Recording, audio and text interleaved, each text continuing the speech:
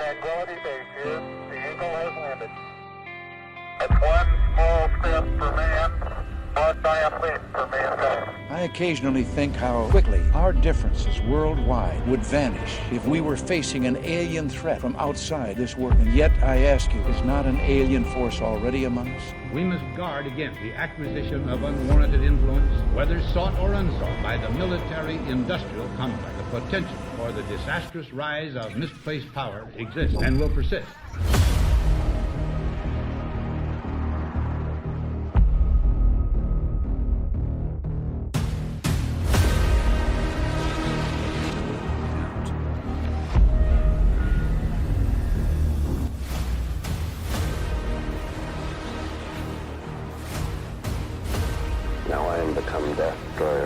In my association with Project Group, they definitely withheld information.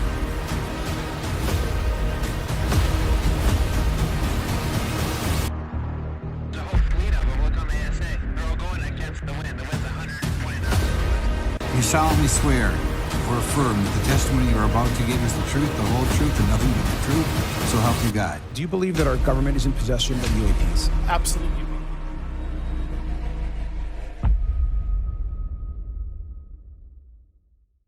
All right, welcome back to Total Disclosure, everybody. I am super excited today. It's finally the day, episode 100. We made it. Welcome to Total Disclosure. My name is Ty. I'm the host and creator of TDP Studios, where we explore the mysteries of the unknown. From sightings to conspiracy theories, we dive deep into the unexplained occurrences in our skies and on the ground. If you're passionate about exploring the unknown and intrigued by the possibility of extraterrestrial life, and sit tight, you're in the right place.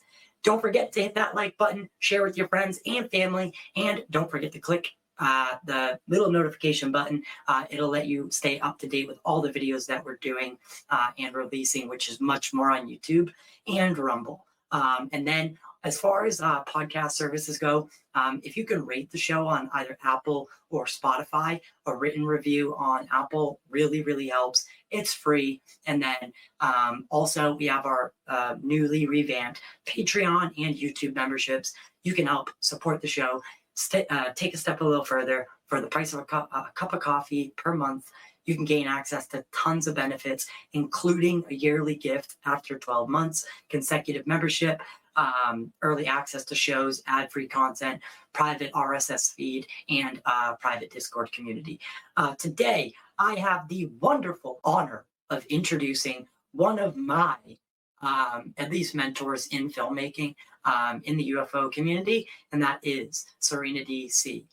Today, we are super excited to say hello and welcome to Total Disclosure. Now, yay. I was going to go through your bio.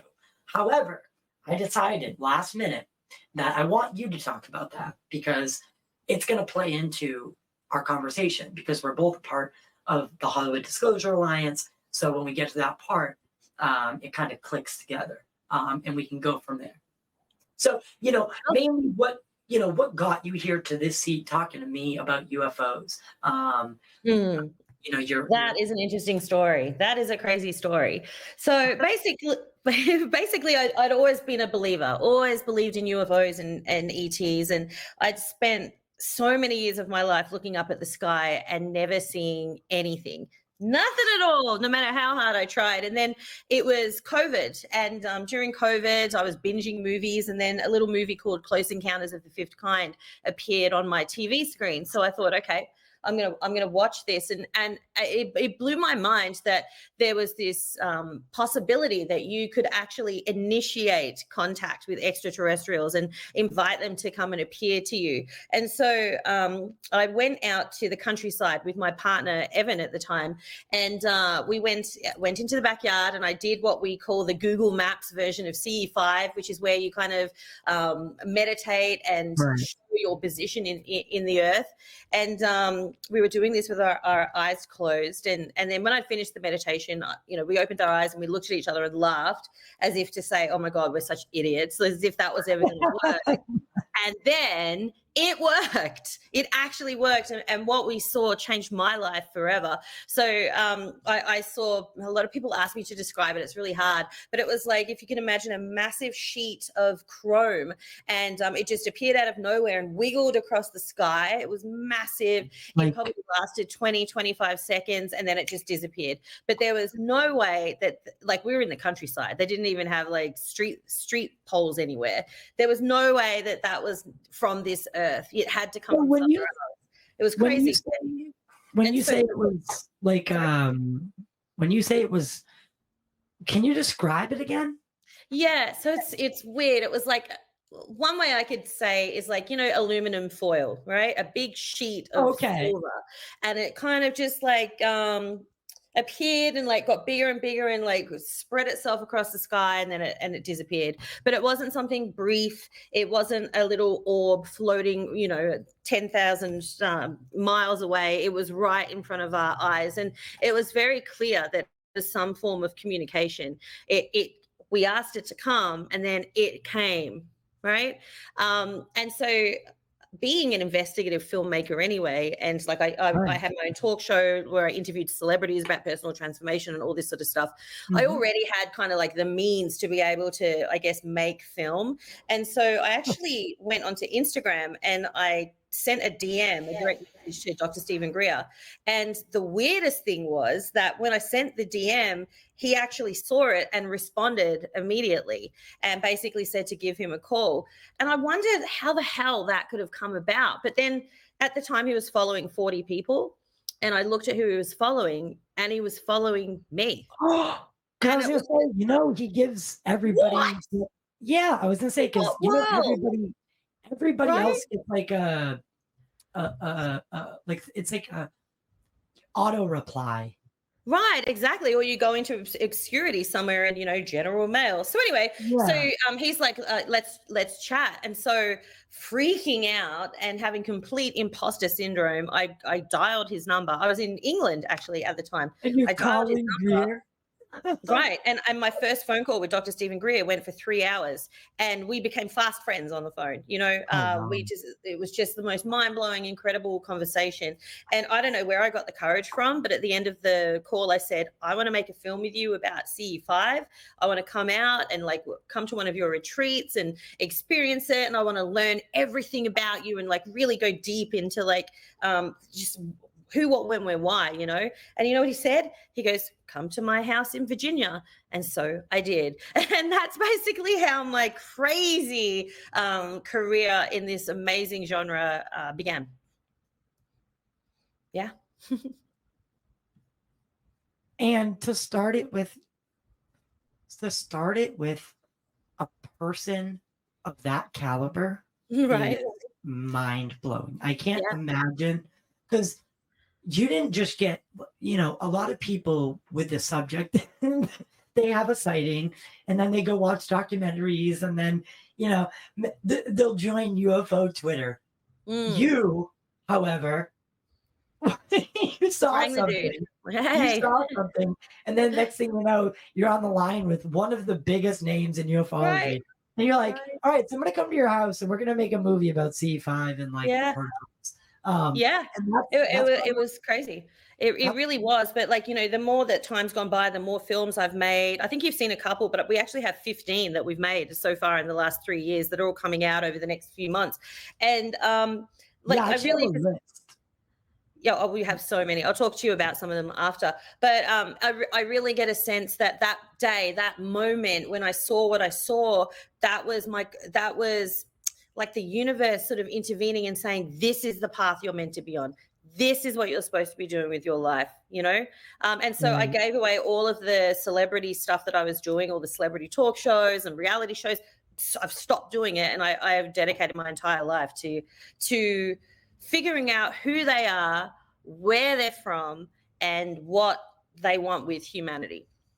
And what's funny is similarly to you, I wasn't as big as you, but I was interviewing, my first podcast was the Pop Culture Corner, and I interviewed actors, and I partnered with a local theater chain, Showcase Cinemas. It's actually it's owned by like not, a bigger parent company.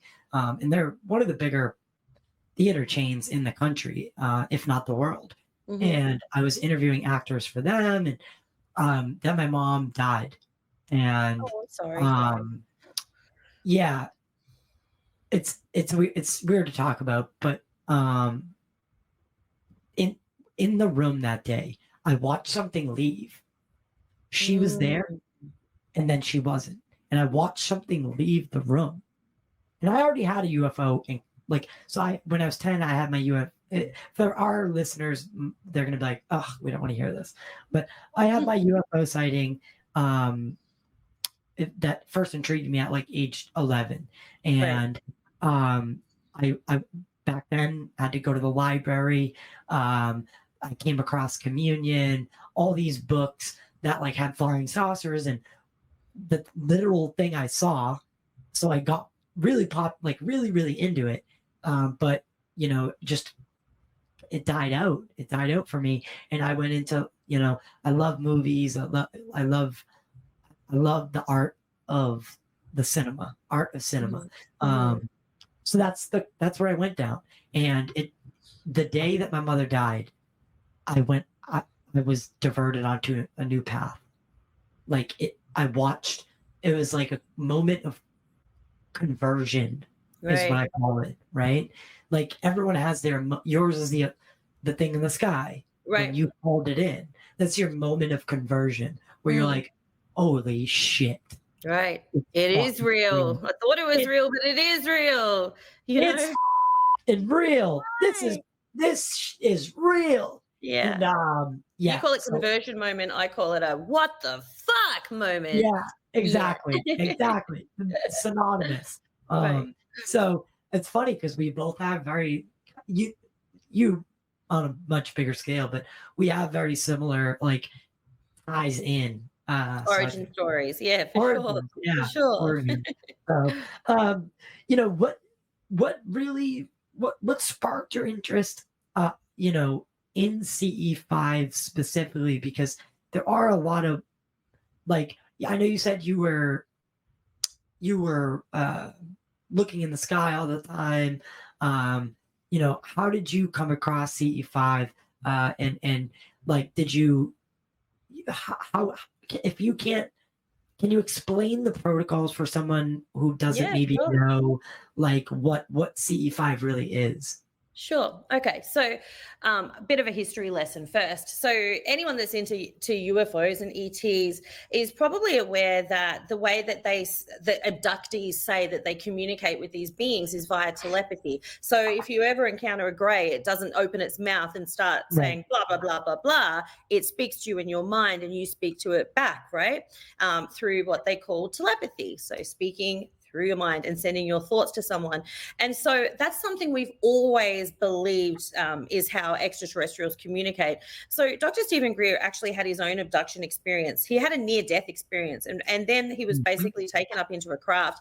And what he says is that these extraterrestrials and him worked together to create a set of protocols that any human could use to initiate contact with extraterrestrial beings. To dumb down the protocols, basically what you do is use meditation to clear your mind so that you stop thinking about everyday things and your mind is just quite blank as possible. And then once it's blank, you basically start thinking, imagining an extraterrestrial up in a craft and thinking that you're communicating with them and start talking to them.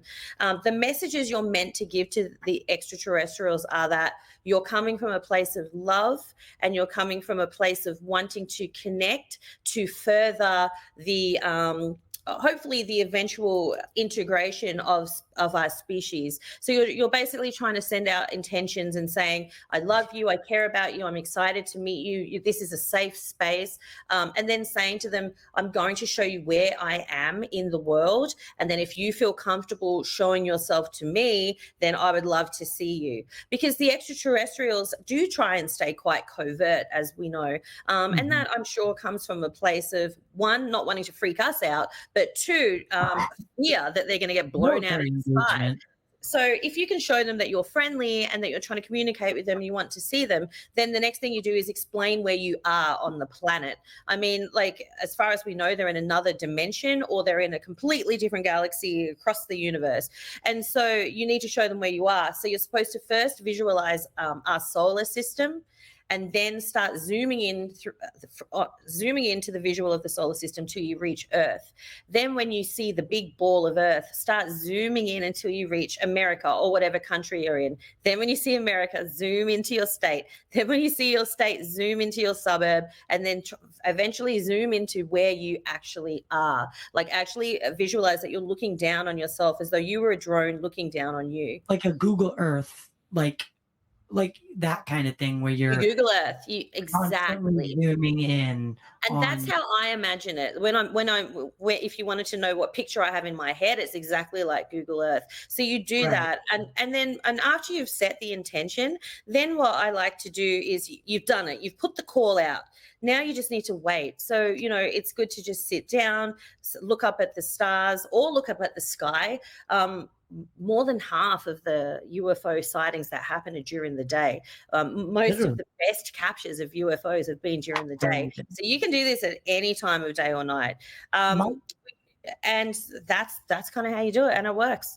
My favorite CE5 like picture is the 3 over the horizon of the water.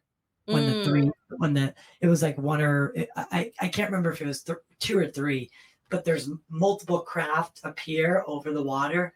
Right. That's like, as far as videos go, like that one stuck with you, right? That one stuck with me, and I've watched all Greer's films. I even watched the films that have him in them.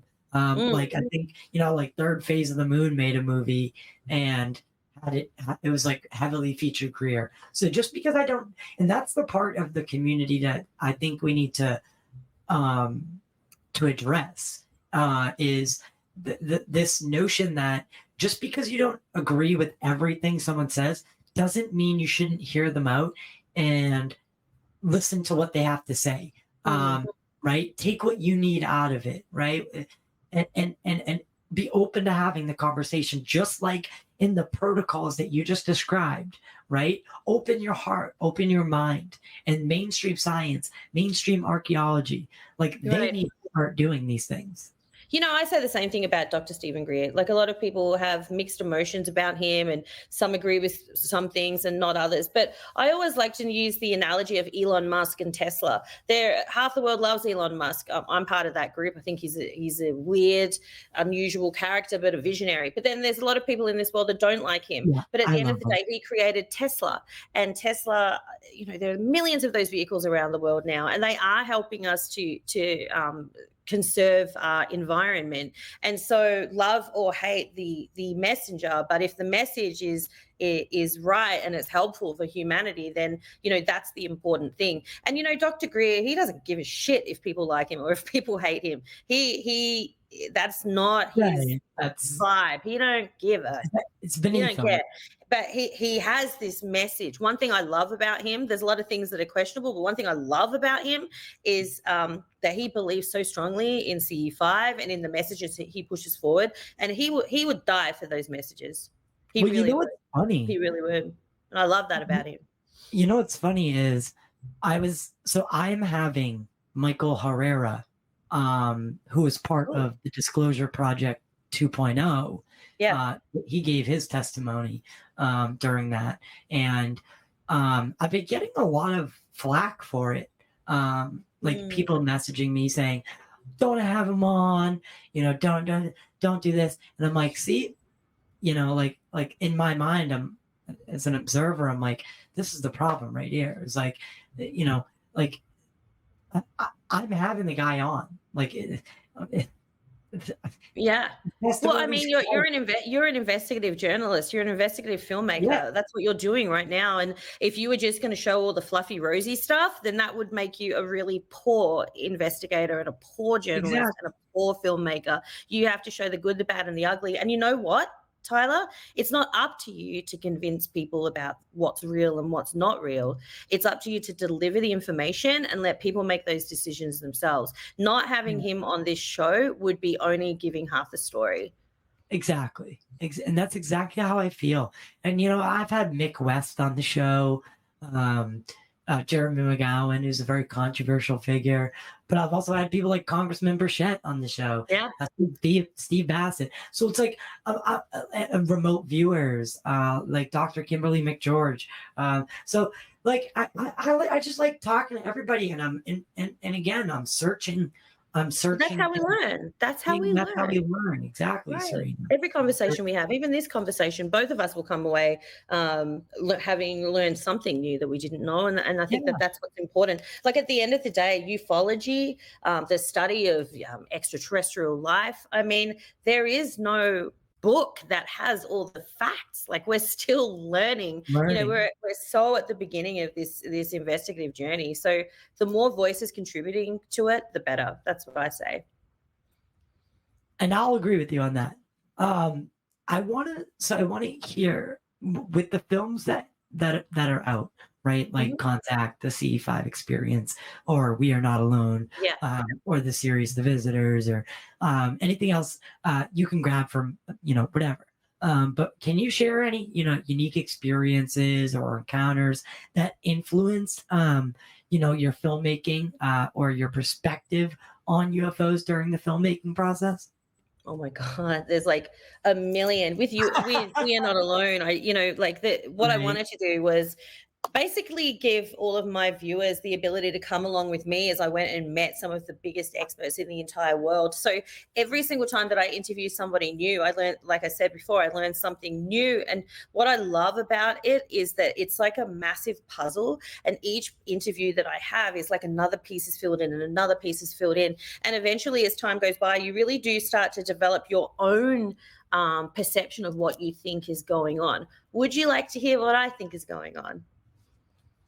Absolutely. Okay,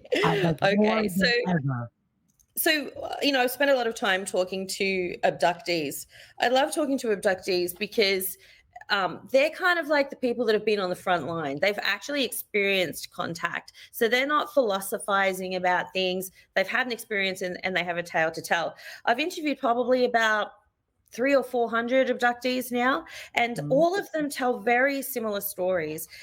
First of all, one thing that I find interesting is that they never say, when they see the extraterrestrial for the first time, they never say that they're afraid. I would always think that if I saw a grey in my bedroom, I would scream and freak out. But they say they never feel afraid. They feel shocked. And it's as though their mind doesn't know what they're looking at. So they see this being and they're just like, what is going on? It's not fear. It's never fear. It's always just like, it's shock, and most people can only ever remember that very beginning part because they believe that some sort of spray or mist or substance is let out into the air, and that relaxes and calms them, and then it also causes amnesia. I would say something similar to like having Rohypnol or something like that. Right. It's only through regressional hypnotherapy that they're able to recover some of their memories, but all of them seem to have the same memories. When they have experiments done to them, or if they were impregnated and have a fetus removed from them, they all understand that it happened for a reason. They understand that these beings are coming here to study us, to help their species. It seems as though their species will somehow be saved or healed in a way if they're able to learn more about us. They're not trying to hurt us. They're not malevolent. They're not abducting people and experimenting on them for fun. It's a necessary evil. It's something that they have to do that's crucial to their survival. But that's just one or two species of these extraterrestrials that are coming here.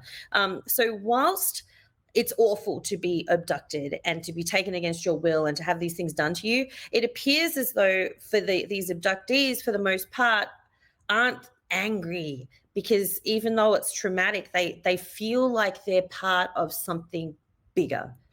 something more important. It's like I wouldn't like my arm to be cut off, but if having my arm cut off would stop a bomb from being dropped on England and killing everybody that lived there, you could take my arm. I'm good. You know what I mean? Oh yeah. Hell yeah.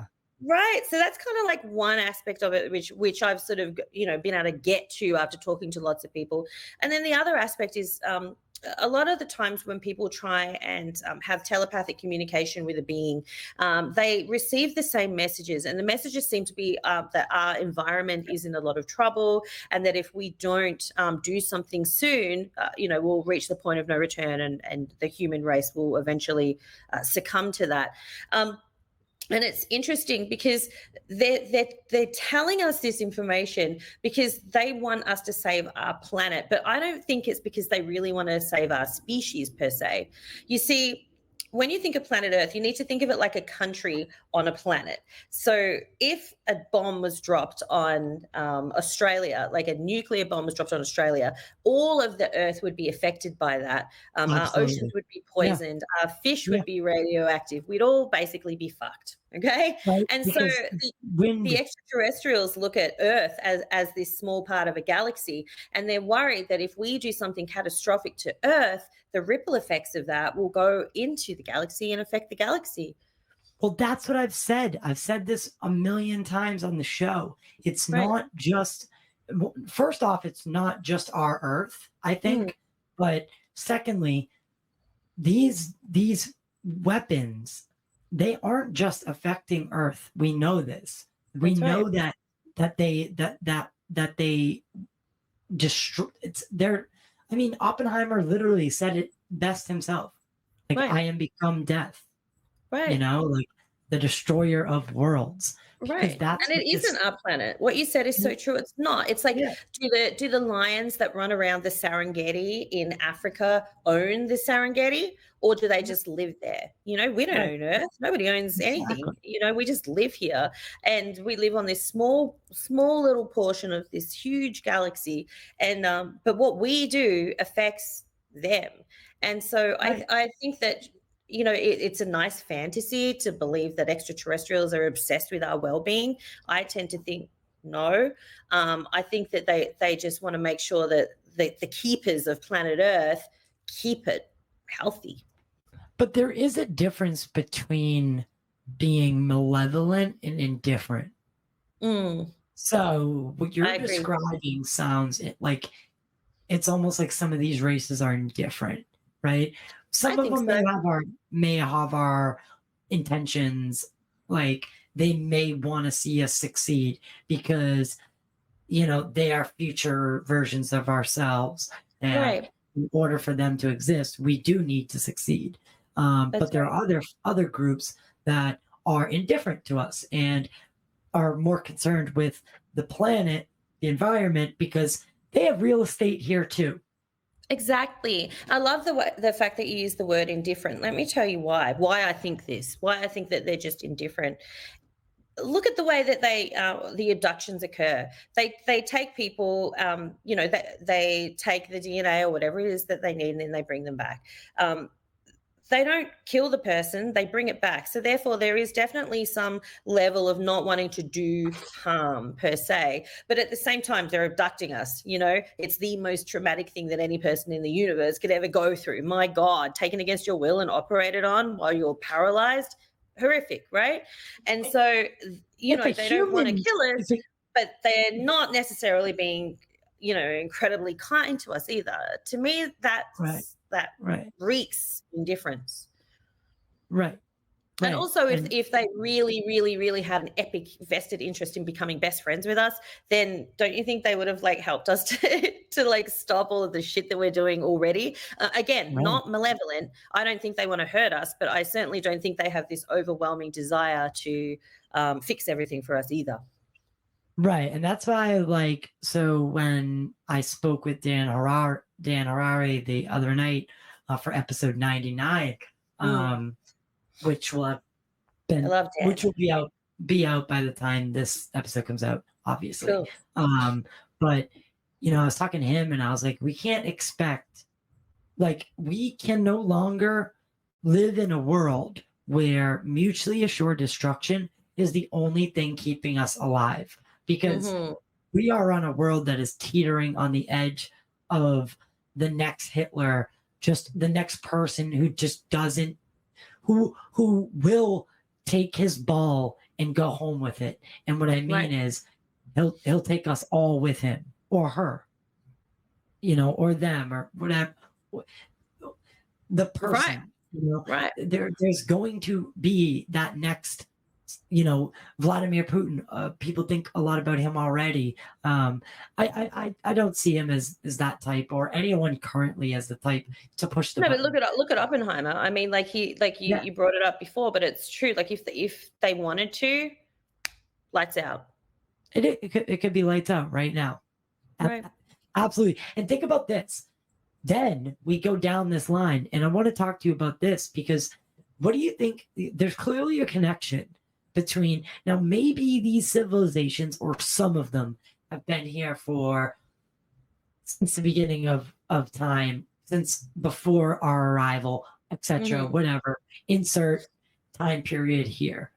But there's definitely been an increase, at least to some degree, I think, with the advent of the nuclear weapon, as if we rang a cosmic bell that we had grown into.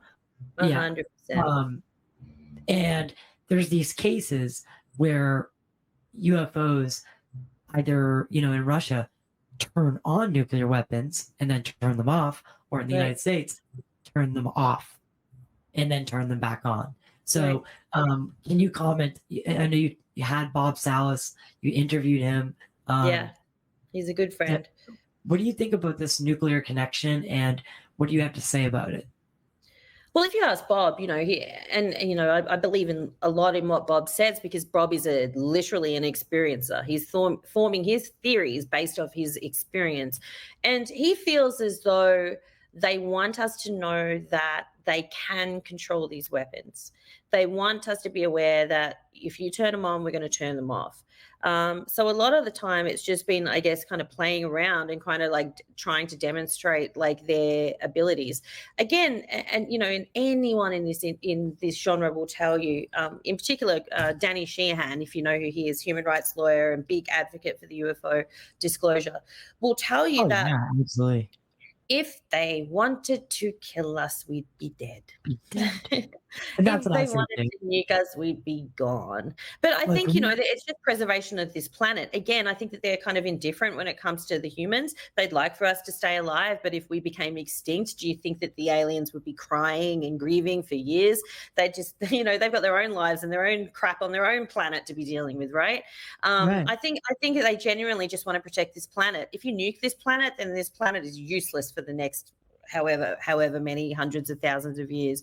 So I think they're just trying to show us to get rid of the nukes, because either they're going to disarm them or we're going to use them and destroy our planet completely.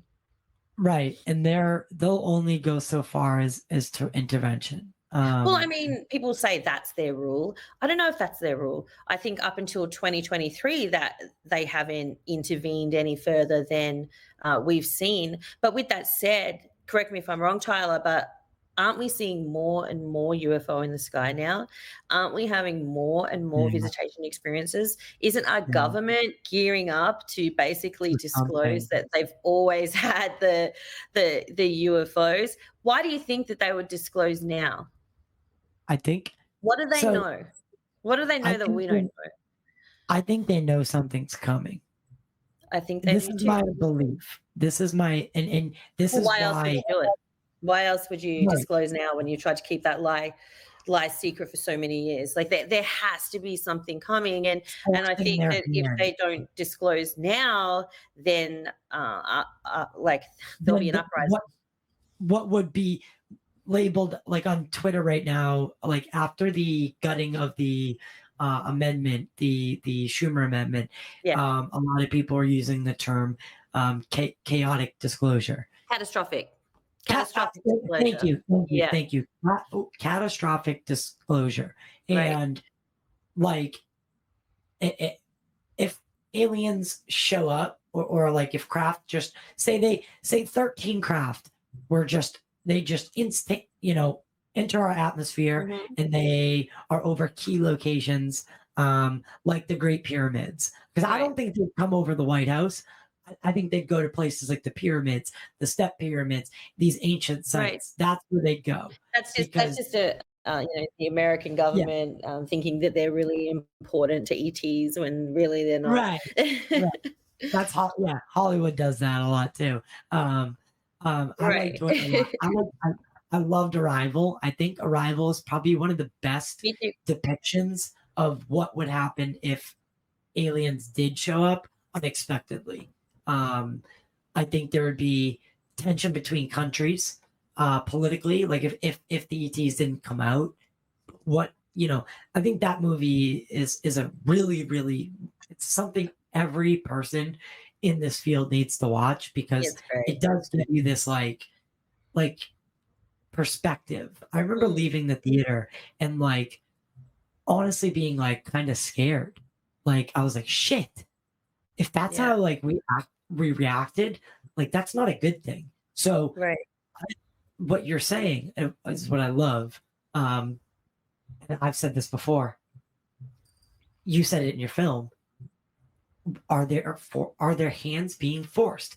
When they switched on the James Webb Space Telescope, did all of a sudden they see, or did they have readings with the Hubble and then different other confirmations? But once they got the Webb online, they secret mission, Black Ops comes in. They saw the planet with I think they were talking about it on the James Webb Telescope the other day, that they've seen a planet in the far off distance that has city lights. What is that? Google it right now and have your mind blown. What? Yeah, it's crazy. Why are you doing that? I think let me tell you, something's coming. Oh, something's coming. I mean, I just finished making a film with Michael Mazzola, who made Close Encounters and Unacknowledged, called Catastrophic. So bad. Oh, he's amazing. Oh my God, so good. He's actually on his way over. He might be here before we finish. So we're making a film. We just put it in the can. It's getting edited now, out in a couple of months. It's called Catastrophic Disclosure. And basically what we've done is we've interviewed Danny Sheehan, Richard Dolan, Nick Pope, lots of other people like that to find out what's going on with Congress and to understand what is controlled disclosure and what is catastrophic disclosure. So what we believe, or what they believe at the moment, is that the government, well, Danny Sheehan has told me this. This is going to freak you out. So Danny Sheehan is a human rights lawyer. He's over there in Congress. He represents Lou Elizondo. He knows all the people with Grush and everything like that. And basically, he has seen the confidential information that's been disclosed, been held back from us. He has told me that when the ICIG. Sorry. Like pertaining to the ICIG meeting, or to exactly. But also what he's doing is he's working with people like Lou Elizondo, David Grush, and they're showing him their evidence. And he said that there is bodies that are part of the evidence, and there is craft that's part of the evidence. He said that when this evidence comes to light, religion will be changed forever, and that it's so important that religions get on the right side of history now before that disclosure happens, because if they don't, they're fucked. And it's such a crazy situation, because he's like, the government have all this information, but all they're doing now is what is called a controlled disclosure. So first of all, we had the little tic-tac UFO footage come out. Everyone freaked out, and then we relaxed. First domino. Right. Then we had David Grush coming forward and saying there's some organic, materials not of this earth. Second little crumb dropped in there. Nothing to see here, guys. Some organic material. Next will come this. Next will come that. So they're giving us a controlled disclosure. The reason they say they're doing it is because they want to avoid catastrophic disclosure. And what catastrophic disclosure is if we were given all of the information right now, we would be so disenfranchised with our government, we would lose all faith in them, and we would be paying their taxes, angry, and the ripple effects could be catastrophic to the government, but will it be catastrophic to humanity? No. I mean, we deserve the truth, and we can handle the truth. We don't you know what? and I don't mean to, like, I'm not snapping at you. Deserve. People say this a lot. Do we deserve the truth? That pisses me off. Because Okay. who the fuck gave anyone the trademark to advancement and or our origin story? And or, both. Who gave them the fucking right to keep this shit from us? Right. They work Right. for us, and we're paying for this secrecy.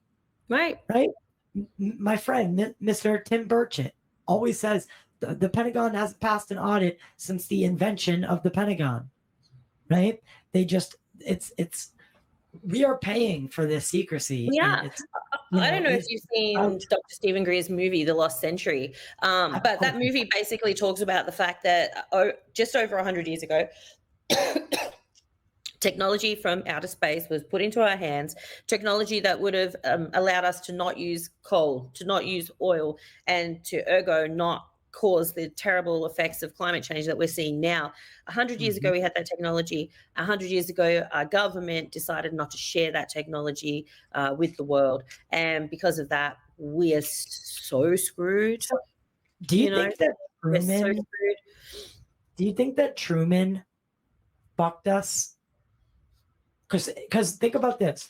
Me and Dan were talking about it the other night. Think about this.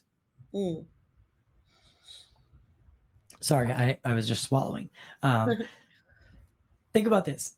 Instead of retracting Roswell, that statement from Roswell, instead of retracting it, he flies out.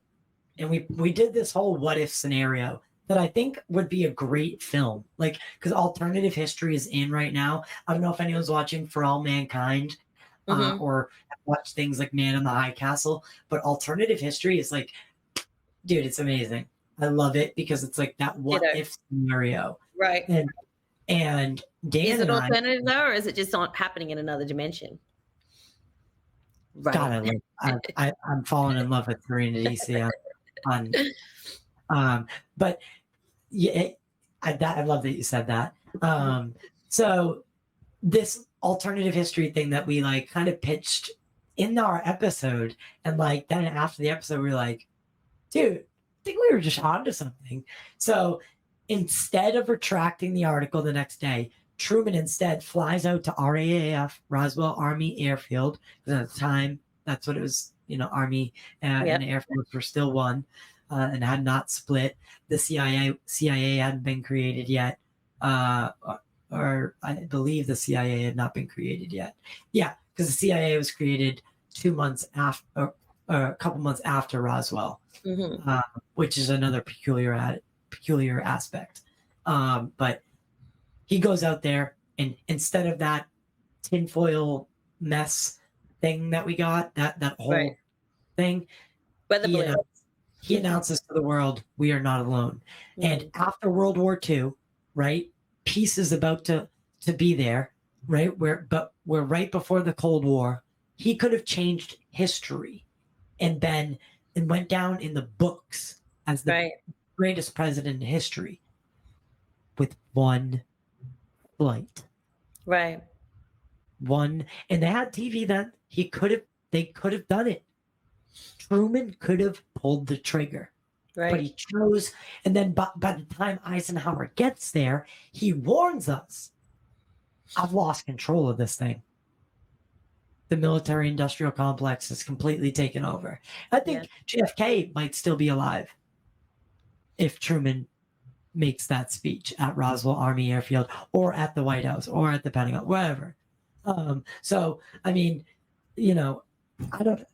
it's a kind of it's a weird thing to think about, but do you think that once disclosure happens, say disclosure happens tomorrow, when do we start talking about abductions?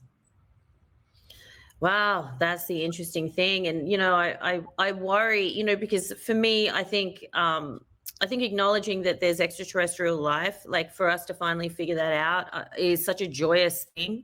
To realize that we're not alone is just like, for me anyway, it's just like the greatest gift, because I don't know if you're the same as me, but I'm always searching for more. I'm always looking for more. There's always been a hole inside me that nothing that I do can fill. And I really feel like the us meeting another species from another planet will help to change that, and will make our world a better place. And so I'm pro-alien, you know, but then, you know, there has been an abduction program, and hundreds of thousands, if not millions of people are saying that they have been abducted. And I mean, think about, how do we treat people on Earth that have abducted other people? We put them in prison. But we put them in prison, and we hate them, and we fear them, and we're mad at them, and, you know, they've just got so much to answer for. And so, you know, that becomes a problem, because at the moment the bulk of the world laugh at abductees and say that they're lying. But when we find out that they're not lying and they've been abducted by aliens, are we going to be happy with those aliens for putting these people through so much trauma? You know, like, that's a tough pill for the bulk of humanity to swallow. That's a big deal. And so that is something that me and a lot of people in this community really worry about. I do. I am, and I think I'm worried about it as well. Well, let me give you an analogy. Do you know who Whitley Strieber is from the movie Comedian? Of course I do. Oh, yeah, of course. Whitley. So I spent some time with Whitley recently and interviewed him for this movie we're doing called Preparing for Contact. Anyway, in the movie, I wanted to learn how to start hanging out with you and your friends. Yeah, totally. So basically, I sat down with Whitley, and I wanted to learn about preparing for contact. I said to him, you know, what do you do if you wake up in the middle of the night and there's an extraterrestrial in your room? And, you know, I wanted to learn about that, so if it does happen to us, we could prepare. But anyway, he started talking to me about the fact that part of his abduction was that he was anally probed. Now, I don't know if you've traveled in the same circles as me, but over the years, we always joke about it. Oh my God, don't let the aliens get you. They're going to probe you in the ass. Like, you know, that's the stigma right. that generated from the stigma, I think. It did. And that's flown around for ages. And I've said it. I'm guilty. I've joked about it. I've joked about it, right? Now I'm sitting with the guy that first said it, and it actually happened to him. And he's looking me in the eyes and he's crying. Like, he has tears in his eyes as he's recounting the story. And he's like, Serena, I was raped. I was raped against my will. He said to me, it hurt. He said it still hurts. He said for 10 years after that situation happening to him, he had so many problems internally that it was just unbelievable. Like, his quality of life, even to this day, has been severely affected by the trauma inflicted during those abductions that he experienced. And so it's tough, because and I asked him if he could turn back time, would he never have been abducted? And he said no. He's like, he's glad he was abducted. He's grateful for the experience. His life is so much better because he communicates with these beings and has learned so many things. But at the same time, it happened and it was terrible, you know? So it's going to be interesting, because we're going to hear a lot of those stories, and they're not good. But it might have been terrible, but it set him down this path.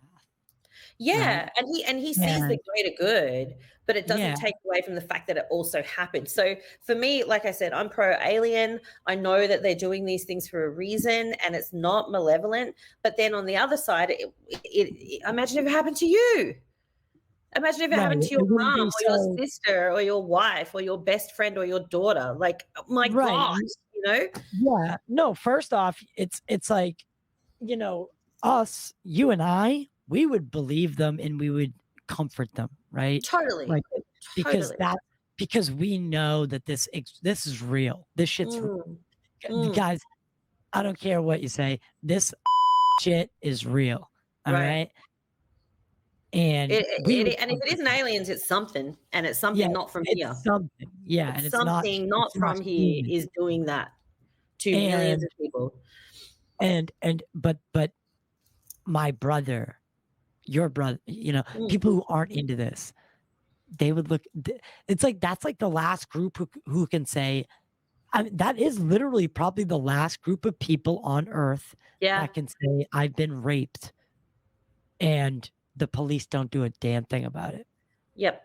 And They don't everyone do a around you. damn He said to me, thing. he's like, imagine coming forward and saying that you were raped, and everyone around you saying that you're lying. Snickers, laughs behind your back. Yeah, calls you crazy. exactly. Ridiculing you. Like, my God, you know, it's awful. It's an awful situation. So, you know, that's my big worry about disclosure. You know, like when if in our lifetime we're lucky enough to walk among extraterrestrial, I feel like there's a lot of us that will feel the privilege and love it and be excited about it. But I think there'll be a lot of people that are pissed off, for want of a better word. Yeah. Well, because there's a lot of people who've been that have lost careers, you know, lost credibility, lost family, lost wives, lost children, relationships, like not material, maybe even material things too, but mostly it's the people in your life. Like, I even get it still. Like, when I talk about this at Thanksgiving, like, my Nana shuts me off so quickly. Yeah. Like, she just doesn't want to hear about it. Right. My boyfriend's mother watched We're Not Alone 3 nights ago. She texted my boyfriend. She's like, "Oh, I'm going to watch Serena's film tonight. I'm going to watch We're Not Alone."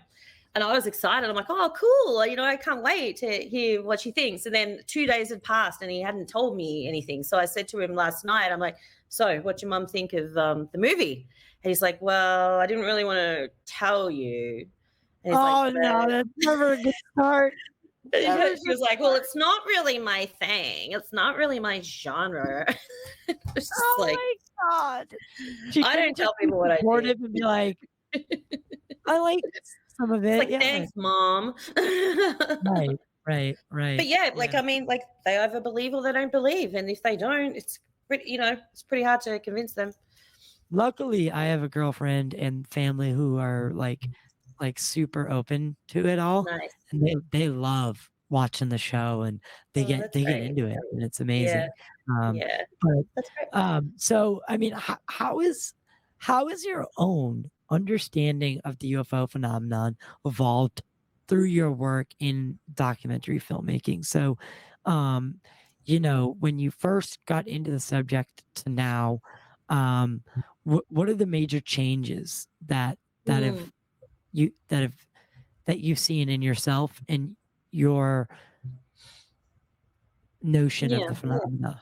I think that my life is more exciting. Like, I definitely live a life where there are infinite possibilities. You know, I'm not limited by like all the earthbound kind of stuff that your average person is. And I don't worry about things the way other people worry about things. You know, I don't watch the traditional news. I don't care. You know, I don't want to know. I don't care. I've got other things going on. You know what I mean? Like, so I think that it's, if you're the kind of person that has a personality that likes to be optimistic and likes to dream and likes to discover new things, then delving into this world is so rewarding, you know? And I think that my biggest takeaway from all of it is that believing that it's real, believing that we're not alone, just gives me hope that there's more than just this life. It's like with your mum passing.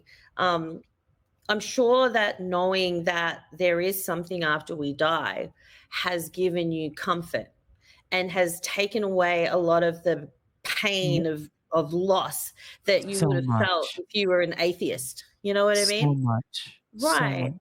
And I'm so glad you can feel that way, you know? And I believe that, like, believing in what we believe in is so important because it reminds us of that. It reminds us of the oneness of the universe, that we are one species of many. And at some point in time, it's highly likely that we will go back to source. And even though right now on planet Earth, we don't understand who we are or where we came from or where we're going, we will. Your mum does. Your mum knows Your mum knows everything now, you know? That's what I said. I said she stepped through the door, she looked back, and she said, "I'll see you when I see you." Exactly. Right. And that might be in the Andromeda galaxy. Who knows? Yeah, You might look I a little think. bit like a reptile, my friend. Hey, whatever floats. Right? I'm so down. And listen, you have these themes of like there's the channeling, the guy that channels but it starts with a B, Bash. Oh, Bashar? Yeah. He's Bashar. amazing. Yep, So Daryl Anker is his name. I know you're doing a film. Yes, it's about to come out. We just finished it. It just got delivered to all of the platforms. I think it's out in about a month and a half, in about 6 weeks. It's called Interview with the Extraterrestrial. And I embark on a journey where I meet Daryl Anker, who channels an extraterrestrial called Bashar, and get to know him. And I try and figure out whether or not this guy is crazy or he's telling the truth. In the movie, it features some amazing people that help me figure out what's going on. So Sarah Breskwin Cosme, who does regressional hypnotherapy for people that have who communicate with ETs. Even Paul Hyneck's in the movie, because Paul Hyneck has created a set of protocols that you can use to work out whether or not someone who says they're communicating with an ET is telling the truth. So No way. Yeah, we went on a crazy journey, and at the second half of the movie is when I sit down with the extraterrestrial Bashar and interview him and ask him all of the questions that you want to know, Tyler, all about the riddles of the universe and who we are, and where we came from, where we're going, and how it all happened. And if I do a review for the film, can I get that? Can I get that early? Yeah, sure. I'll send it to you today. Yeah, so it was a mind-bending all experience. your movies. Just send all of them. Yeah, I'll review totally.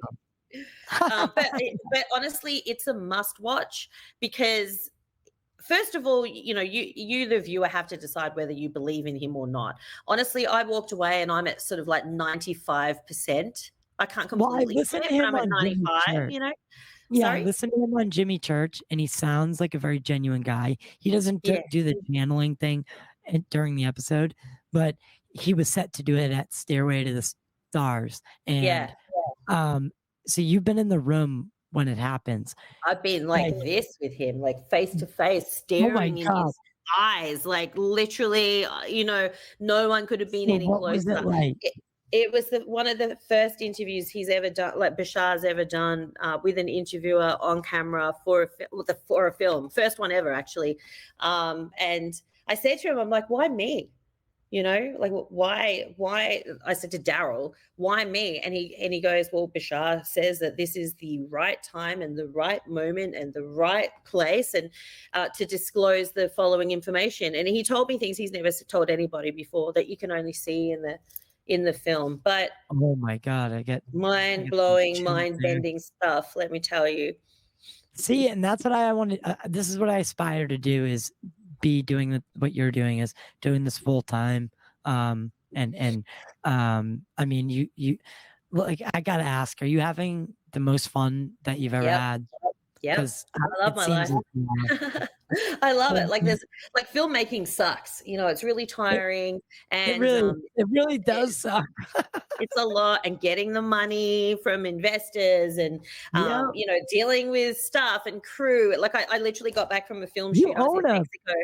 Literally, I was in Mexico yesterday filming the Nazca mummies. So that was like a whole thing. So, and there's all this background stuff that's really stressful. But when you hear action and you're actually there with these extraterrestrial mummies, or with Bashar, or with Dr. Greer, and you're in that moment, my God, it's the best feeling in the world. Yeah. I love that. That's where I'm the most comfortable, actually. Right. Me too. I don't know why. It's like, if the camera's not rolling, did it really happen? Yeah. Right. Yeah. And that's what I mean. And I mean, we, I know we don't have all the time in the world. But I do have a couple more questions. So, so consciousness is obviously a big part of CE5. And are you exploring consciousness further as a subject, not outside of UFOs, but like maybe running parallel because it's, it's obviously like integral to the protocols, integral to the process. And what's your take on consciousness and our soul? What and Sure. that kind of feel. So I recently released a documentary called Beyond the Grave. So it was the first documentary that we'd done that pivoted into the afterlife. We wanted to answer the question, what happens to us when we die? And so we went on a journey where we interviewed lots of different, looked at all the different aspects of death. So, we went to a cryogenics lab because we wanted to know whether or not consciousness, hold on, Michael Mazzola's here. One sec.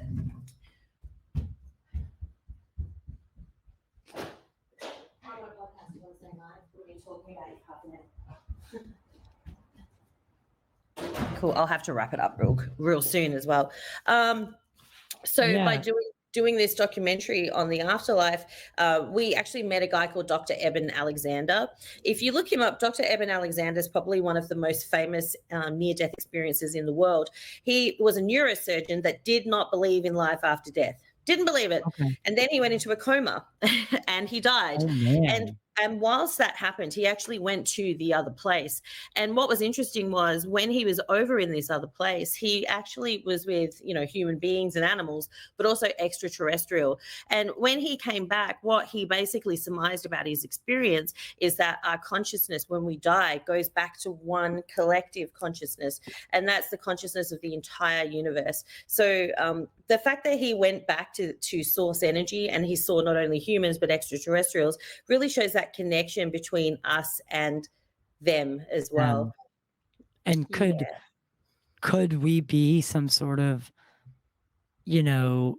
could that be the missing link that everyone is, that is talked about in science? I think there's and that could be part of the secrecy too, like because when and I know you gotta go, and if Mike wants to make a cameo, would love to say hello. Sure. But no, who wave and say hello. Michael Mazzola, everybody. Hey, how's it going, brother? I'll introduce you, Tyler. You can hook up a time to do a podcast with him at some point. I would absolutely love to. I would love to. Sure. Shit, where were we?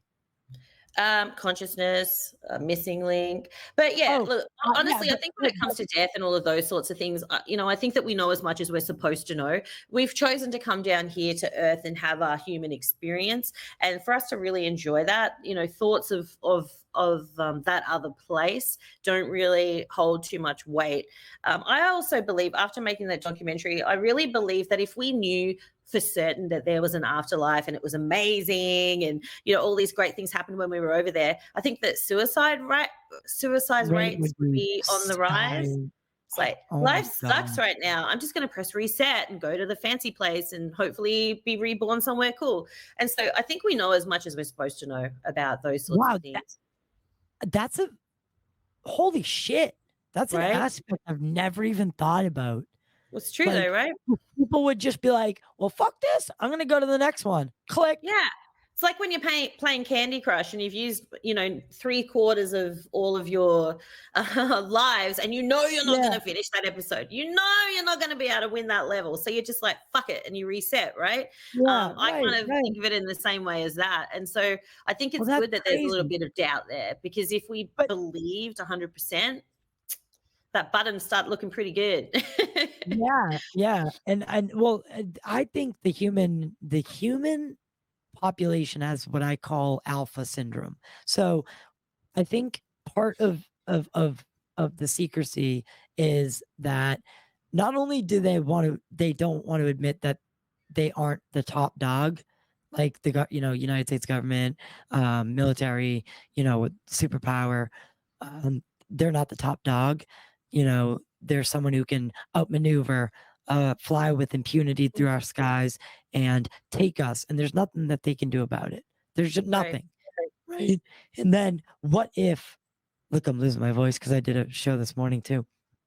And what if they are, what if they're like our DNA and their DNA, like there's a connection there, and there's this like meet your creator, like, are we ready to meet our creator kind of thing? Like, because Right. that would challenge religion fundamentally at its core, to its core. And like Danny Sheehan said, it would rip it apart. So, Right. listen, this was an amazing, amazing, amazing, amazing conversation.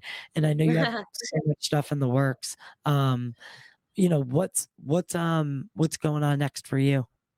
So the next movie coming out is Interview with the Extraterrestrials. So check that out. It'll be out in about 6 weeks' time, which was going to be very exciting. I think it's going to blow a few people's minds. And right now, Michael's over here, and we're working on a cool new movie called The Nazca Alien Autopsies. We've been lucky enough to have been invited to Nazca in Peru and also to Mexico to spend some time with Jaime Maussan and to do our own investigation on these beings that were brought into Mexican Congress. I'm really interested in that.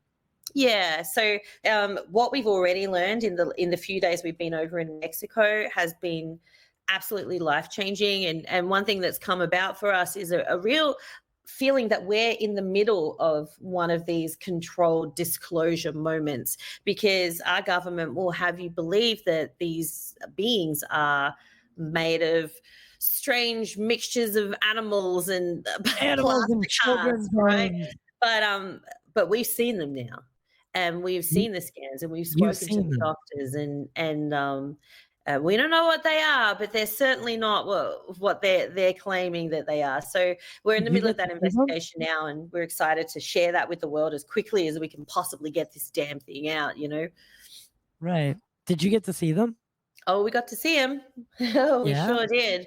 And we got to see some images of some very shocking things that the world hasn't seen yet, but will very soon. So that rabbit hole is deep, and the revelations that are coming out of it over the next few months really will change the way that human beings think about life on other planets. Yeah, and I know that Michael Herrera delayed our podcast until mid-February because he said that, you know, because he's in talks with Grush, and he said that there's something about to drop that he wants to wait until after the fact. And I'm like, he's like kind of keeping me in the dark about it. And I'm pretty sure it's going to be the op-ed that Grush wrote that jobs are delayed approval until February. So I'm pretty sure that's what he's talking about. But because Grush is going to be able to talk about more of the firsthand knowledge that he has. There's a lot of revelations coming out of Washington over the next few months. Who would have thought that we lived in we were living through this where there's actual constant, because any one of these events singularly happens 30 years ago, and it would be all UFO community talked about for years, right? It would be like disclosure, like Chuck Schumer amendment. If that happened 20 years ago, that would have been disclosure for them, right? You know, and we're getting all of this, and it's like not good enough. When is enough proof enough? And I'll leave you. I have that conversation. I have that conversation with people every single day. But you know, all that I can say is, in closing, all that I can say is this: the more people that start investigating, the more people that start digging, the more people that start asking questions, the more people that start making movies and having podcasts like you, the more that we're going to be able to push forward this agenda of having disclosure happen. I mean, like a lot of people say, what can I do? Well, you can write to Congress and you can demand disclosure. And when you see articles or movies that teach us more about life on other planets and extraterrestrial life here, share them far and wide. And you know, when your family members and your friends tell you that you're crazy, try and prove to them that you're not. I mean, like us believers, we're an army, and we need to rise up, and we need to start recruiting, and we need to start getting everybody on board. It all starts with us. You're absolutely right, and we need to be on a united front when that happens, because you know, for obvious reasons. So thank you so much, Serena, for being guest guest number 100 in just a year and a half. Just a year and a half. Congratulations to you. That's such a huge achievement. You should be really proud of yourself. Yeah, we've and it's a great podcast, and thank you so much for everything that you do for the community. I've listened in several times, and it's always really interesting, and I just love your passion, and keep going, man. Here's to 200. Here's to 200, 300, 400, and more. And there's so much that I want to talk to you about. So we'll have to have you back on, of course. And I was actually really being serious. Like, if you send me the films, I'll do early reviews for them. If you have a review embargo. But we can talk after the that'd be great. after the wrap up. For everybody else, thank you for watching. Thank you for listening. You know what it is. Get to all the reviews and everything she said, right? Share, like, subscribe. I just totally beefed that one. But yeah, no, if you can really leave a review, it's like one of the most helpful things for the algorithm on Spotify and Apple. And if you want to go a step further, become a member on YouTube or Patreon, same benefits, same TDP, just, all in one place. So thank you, everyone. We shall see you next time.